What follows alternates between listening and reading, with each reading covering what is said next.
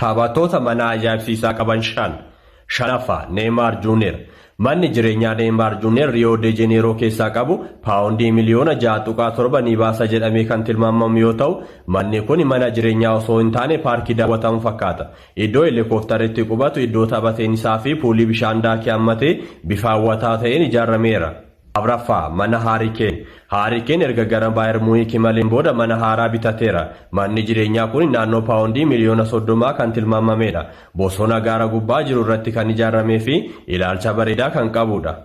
Sadaffaa mana jireenyaa Lionel Messi ammas Spain keessatti mana ajaa'ibsiisaa hunda iddoo tokkotti guuttatee jiru kan qabu yoo ta'u, dabalataan Miami keessaa mana ajaa'ibsiisaatti fi gatii guddaa baasu qaba. Lammaffaa Cristiano Ronaldo mana jireenyaa magaalota akka Madrid, Lisbon, Madeira, Marbella fi Turin keessaa kan qabu yoo ta'u, manni jireenyaa magaalaa Madrid iddoo La Finca jedhamu qabu immoo adduma. Tokkoffaa David Beckham. Taphataan duraanii Man United fi Real Madrid yeroo ammaa abbaa qabeenyaa Inter Miami kan ta'e David Beckham mana jireenyaa muuziyeemii caalu kan hanga paawundii miliyoona 40 tilmaamame London keessaa qaba. Mana kana keessaa wanti dhabame tokkollee hin jiru.